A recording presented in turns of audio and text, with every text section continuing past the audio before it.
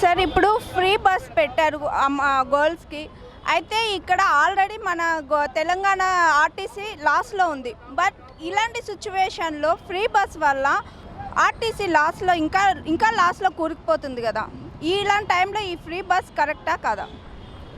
Free bus వల్ల loss ఏం లేదు, బెనిఫిటే ఉంటుంది. గవర్నమెంట్ మాకు కావాల్సిన డిపార్ట్మెంట్ కావాల్సిన అమౌంట్ ఎప్పటికప్పుడు రిలీజ్ చేస్తుంది కాబట్టి లాస్ ఏం ఉండదు. ప్రజలతో పాటు మా ఎంప్లాయీస్ గిట్టంగా మంచిగా చూస్తానని మేము అనుకుంటున్నాం. లాస్ ఏం ఉండదు. సరే, ఓన్లీ గర్ల్స్కి ఇప్పుడు ఫ్రీ బస్ పెట్టారు.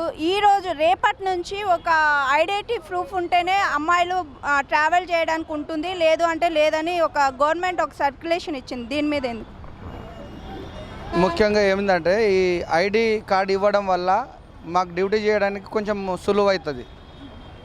అంతే, గుర్తింపు అనేది ఉంటే బాగుంటుంది కదా. ఆ గుర్తింపు ఉండడం వల్ల మాకు సులువు అవుతుంది, ఎంప్లాయీస్కు సులువు అవుతుంది, కండక్టర్ డ్రైవర్లకు సులువు అవుతుంది.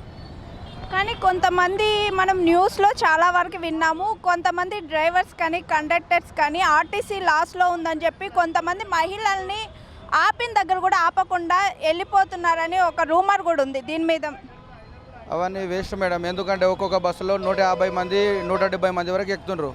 ఆపకుండా అంటే ఎక్కడ ఎక్కుతారు? 170 150 మంది వరకు ఎక్కుతారు. అట్లాంటి వేస్ట్, అవి రూమర్స్ అవి.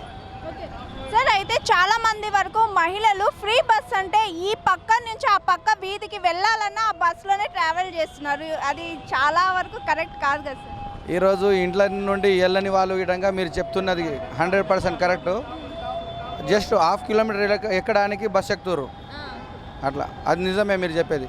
మరి ఇలాంటి వాటి మీద ఎలాంటి అంటే ఈ ఫ్రీ బస్ మీద గవర్నమెంట్ ఇంకా ఎలాంటి చట్టం తీసుకొస్తే బాగుంటుంది, ఎలాంటి కట్టుదిట్టాలు చేస్తే బాగుంటుందని మీరు అనుకుంటున్నారు?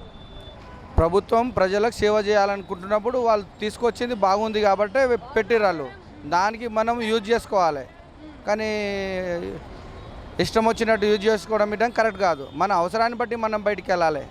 ఏదో బస్ ఫ్రీ ఉంది కదా అని చెప్పేసి ఈడికెళ్ళి ఆడికి అక్కడ అట్లా కరెక్ట్ కాదు. అది మనమై ఆలోచించుకోవాలి. కానీ ఇదే తరుణంలో ఆటో డ్రైవర్స్ కానీ క్యాబ్ డ్రైవర్స్ కానీ అంటే ఈ ప్రైవేట్ ఊలా కానీ ఊబర్ కానీ వీళ్ళందరూ లాస్ అవుతున్నారు కదా ఈ ఫ్రీ బస్ మీద. అప్పుడే వ్యతిరేకత వచ్చింది. దీన్ని ఎలా చూడొచ్చు అంటారు? అంటే పూర్తిగా ఈ గవర్నమెంట్ ఉన్నంత కాలం ఈ ఫ్రీ బస్ అనేది కొనసాగచ్చు అని మీరు అనుకుంటున్నారా? కొనసాగాలి. దాంతోపాటు ఆటోల క్లాస్ అంటే ఈరోజు 10 హోటల్స్ ఉన్నాయి, పక్కకు ఇంకో 11 హోటల్ పెడతాడు. అంటే మా క్లాస్ అయింది నువ్వు తీసేయమంటే చెప్తారా? ఎవరిష్టం వాళ్ళది, అట్లేం లేదు. హోటల్ లాగా ఇవి అంతే, ఎవరి పద్ధతిలో వాళ్ళు పోతుంటారు. ఆటోలు అనేది మెయిన్ రోడ్లో గల్లీలలో బస్సులు నడవాయి కదా, ఆ రూట్లో నడుస్తాయి. అది కావాలని ఒక ఎలిగేషన్ అంతే. Hi, this is Swathi. Like చేయండి, షేర్ చేయండి, కమెంట్ చేయండి అండ్ సబ్స్క్రైబ్ చేయండి GR TV.